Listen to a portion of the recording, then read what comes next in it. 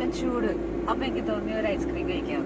പ്രത്യേകിച്ച് നമ്മുടെ ബിഗ് ബോസിൽ ഐസ്ക്രീമിന്റെ ഒരു ഫൈറ്റ് കണ്ടപ്പോൾ പൂർണ്ണമായി. അപ്പൊ എങ്ങനെ ഐസ്ക്രീം കഴിക്കാൻ പോയിക്കൊണ്ടിരിക്കുന്ന ഇടയിൽ ചില സംഭവങ്ങൾ നിങ്ങളോടൊന്ന് പറയാമെന്ന് വിചാരിച്ചു.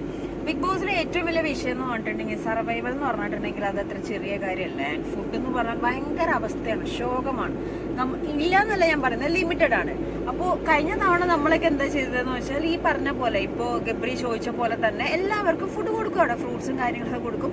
ചിലവരെടുത്ത് വെക്കും, ചിലരപ്പം തന്നെ കഴിക്കും, ചിലവർ എല്ലാവരും കൂടി ഷെയർ ചെയ്ത് കഴിക്കും. രാത്രി ഞങ്ങൾക്ക് ഓർമ്മയുണ്ട്, ഇപ്പോഴും ഞാനും ശ്രുതിമാരും ഷീച്ചറിനൊക്കെ നട്ടപ്പായതൊക്കെ ആപ്പിളും ഓറഞ്ചൊക്കെ ഷെയർ ചെയ്ത് കഴിച്ചിട്ടുണ്ട്. ഈവൺ അങ്ങോട്ടും ഇങ്ങോട്ടും എടുത്തിട്ടുണ്ട്. പക്ഷേ പറയാതെ ആരും ഇതുവരെ എടുത്തിട്ടില്ല, ചോദിക്കാതെ ആരും ഇതുവരെ എടുത്തിട്ടില്ല. കാരണം നമ്മുടെ വീട്ടിലെ അടുക്കളയിൽ പോയിട്ട് ഫുഡ് എടുത്ത് കഴിക്കണ പോലത്തെ ഒരു അവസ്ഥയല്ല. ചിലപ്പോൾ വിശന്ന് ഭണ്ടാരടങ്ങിയിരിക്കുന്ന സമയത്ത് നമ്മുടെ പ്രതീക്ഷ ഈ ആപ്പിളും ഓറഞ്ചും സംഭവങ്ങളൊക്കെ ആയിരിക്കും. ഓൾറെഡി ഗബ്രി ജാനുമായിട്ടൊരു അടി നടക്കുന്നുണ്ട്. ഇന്നലെ നടന്ന സംഭവം എന്ന് പറഞ്ഞിട്ടുണ്ടെങ്കിൽ ജാനു നന്നായിട്ട് അറിയാം എവിടെ എന്ത് പൊട്ടിക്കണം എന്നുള്ളത്. സോ അത് ഇത്രയും കയ്യിൽ പോകുന്നുള്ളൊരു അവസ്ഥയാവുമെന്ന് വിചാരിച്ചില്ല.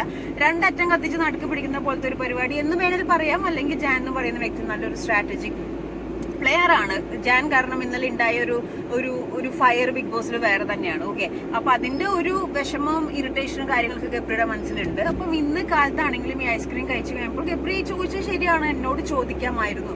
പക്ഷെ ആ ചോദിച്ച ടോണും മീറ്ററും ഭയങ്കരമായിട്ടൊന്നും കൂടിപ്പോയി. ഫുഡിന്റെ കാര്യമില്ല, അപ്പൊ കുറച്ച് ലൈറ്റ് ആയിട്ട് സംസാരിക്കാമായിരുന്നു. പക്ഷെ ഇൻസൾട്ട് ആവുന്ന രീതിയിൽ സംസാരിച്ചു. അതിൽ ഗബ്രി കുറ്റം പറയാൻ പറ്റില്ല. കാരണം ഇന്നലെ ഗബ്രിക്ക് കൊടുത്ത പണി ചെറുതൊന്നുമല്ല.